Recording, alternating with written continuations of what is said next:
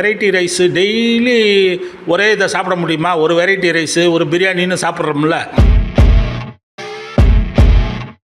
சில சமயம் சலிப்பை உண்டாக்குதுங்க. அந்த முழுமையை தேடும் முழுமையற்ற புள்ளிகள் மாதிரி ஒரு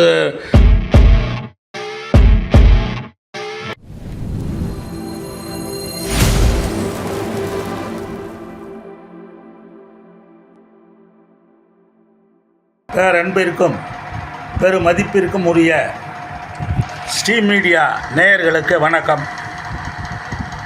இந்த காலத்தில் நீங்கள் எல்லா இடத்துலையும் பார்த்தீங்கன்னா, அரசாங்க வேலையாக இருந்தாலும் சரி, தனியார் துறையில் பணியாற்றினாலும் சரி,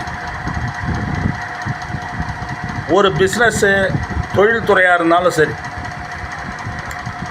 எல்லா இடத்துலையுமே ஏதாவது ஒரு பாலிடிக்ஸ், அண்டர் கிரவுண்டு பாலிடிக்ஸ், உள்குத்து, ஜாதி மதம் கட்சி பொறாமை, பதவி உயர்வு, லாப வெறி, அந்த ஊர் இந்த ஊர், இப்படி சுயநலம், இப்படி எல்லா இடத்துலையும் கோஷ்டி சண்டைகள், பேதங்கள், பாலிடிக்ஸ், உள் விவகாரம் எல்லா இடத்துலையும் இருக்குங்க. 1970 80 இந்த அளவுக்கு மோசம் கிடையாது. இப்போ அதை விட அதிகம். ஒரு குடும்பத்துக்குள்ளாரியே பாலிடிக்ஸ். அப்படிலாம் இருக்கக்கூடிய இந்த உலகத்தில் மரியாதைக்குரிய எழுத்தாளர் குறிஞ்சி வேலன் அவர்கள் நடத்தக்கூடிய அமைப்பிலும் சரி, அவருடைய பத்திரிகையிலும் சரி, ஜாதி மதம் கட்சி, ஏழை பணக்காரன் என்ற வர்க்க பேதம், கொள்கை பேதம், ஜாதி மத பேதம் இதெல்லாம் கிடையாது. இப்படி ஒரு இயக்கத்தை நடத்துவது, ஒரு பத்திரிகையை நடத்துவது என்பது பெரிய விஷயம். அதிலும் மனிதர்களோடு பழகுவது, பேதாபேதம் இல்லாமல் எல்லோரிடமும் பழகி நற்பெயர் எடுப்பது ஒரு கலை. அதற்கு பொறுமையும் சகிப்புத்தன்மையும் வேண்டும், லட்சிய உறுதி வேண்டும். அதை குறிஞ்சி வேலன் அவர்களிடம் கற்றுக்கொள்ள வேண்டும். அவருடைய பத்திரிகை நிர்வாகத்தில், அவருடைய அமைப்பில் எந்த விதமான எழுத்தாளர்களிடையே, இலக்கியவாதிகளிடையே எந்த விதமான பேதங்களும் கிடையாது, கோஷ்டி சண்டைகளும் கிடையாது. இதை இளைஞர்கள் கற்றுக்கொள்ள வேண்டும்.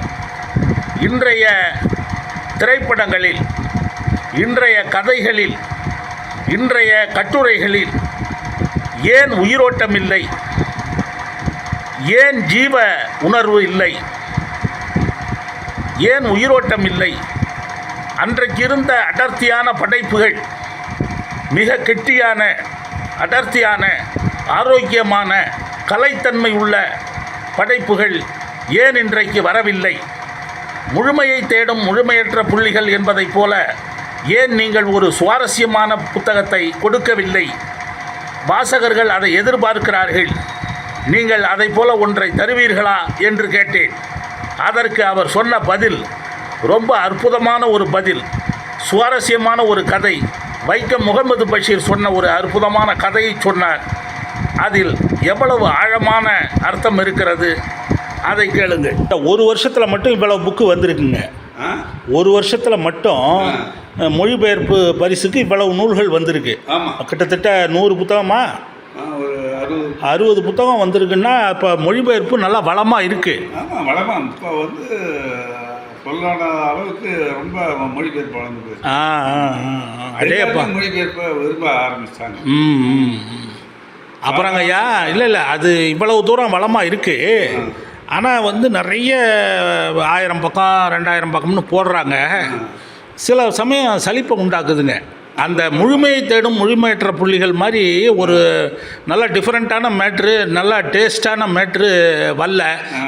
அதாவது ஒரு வெரைட்டி ரைஸு டெய்லி ஒரே இதை சாப்பிட முடியுமா? ஒரு வெரைட்டி ரைஸு ஒரு பிரியாணின்னு சாப்பிட்றோம்ல, ஒரு வடை பாயசம் சாப்பிட்றோம்ல, அந்த மாதிரி நீங்கள் மறுபடியும் அதை ஒன்று பண்ணால் தேவலாம்.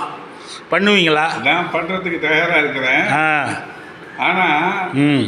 நம்ம பண்ணக்கூடிய அந்த படைப்பாளிக்கு தன்னுடைய முழுமையான அந்த மனம் திறந்து சொல்லணுமே பேட்டி. ம். ம். ம். முழுமையத்தோடு அந்த மாதிரி அவங்க சொன்ன மாதிரி ம். அந்த அளவுக்கு மனம் திறந்து சொல்லணுமே. ம். சாதாரணமாக ம்.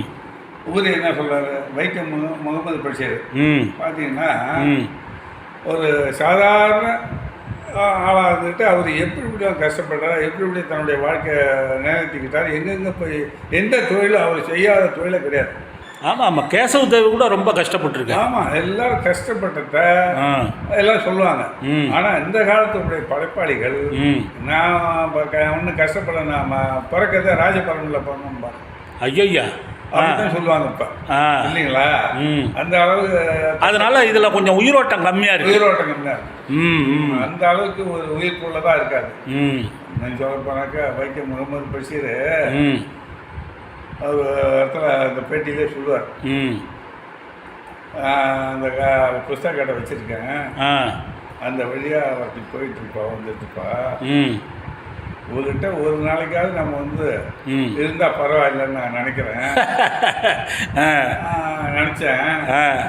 ஆனால் அவங்ககிட்ட அவளுக்கு கொடுக்க வேண்டிய காசு அளவுக்கு என்கிட்ட வசதி இல்லை. ஒரு ஏக்கத்தில் தான் இருந்தேன் ம். அப்படின்னு சொல்லிட்டு ம். இருந்தாலும் ஒரு நாள் துணிஞ்சிட்டேன். ம். அவள் வந்த இடத்துல போய் வழிமறிச்சிக்கிட்டு, ம். உங்கள் பேரில் எனக்கு ரொம்ப ஆசையாக இருக்குது, ம். ஒரு நாளாவது உங்களோட தங்கணும்னு நான் நினைக்கிறேன், ஆ. அனுமதி கிடைக்குமான்னு. ம். நீங்கள் வாங்க அப்படின்னு சொல்லி அவளும் போயிட்டா. ம். அவ கூட போய் ஒரு நாள் ம். இருந்துட்டு நான் வந்தேன். ம். அவளும் காசு என்கிட்ட கேட்கல, ம். நான் கொடுக்கறதுக்கு என்கிட்ட காசு கிடையாது. ஆ. ஆனால் ம். நான் உலகம் பூராவும் சுற்றிட்டு வந்து ம். அதே ஆளை போய் தேடிக்கிட்டு போனேன். ம். ரொம்ப நெய்ந்து போய் ம். க்ஷீணிச்சு போயிருந்தா. ஐயோ. ஆ. வயசாயிட்டு வயசாயிடு ஆ. க்ஷீணிச்சு போய் ரொம்ப எலும்பு தூரமாக இருந்தா. ம். அவர்கிட்ட ம். என்னுடைய கடனை எதுன்னு தீர்க்கிற மாதிரி ம். கொஞ்சம் கையில் இந்த பணத்தை கொடுத்துட்டு ம். வந்தேன். ம். அவளும் இது எதுக்குன்னு கேட்கல, ம். நான் எதுக்குன்னு சொல்லலை ஆ. அப்படின்னு ஒரு இடத்துல சொல்கிறார். இப்போ இந்த காலத்தில் இதை எல்லாரும் வெளிப்படையாக சொல்ல மாட்டான். இப்போ யாரும் வெளிப்படையாக சொல்ல மாட்டாங்க. சொல்லுவாங்களா? இந்த விஷயத்தான் சொல்லுவாங்க. சொல்ல மாட்டாங்க, துணிச்சலாக சொல்ல மாட்டாங்க. ஆ.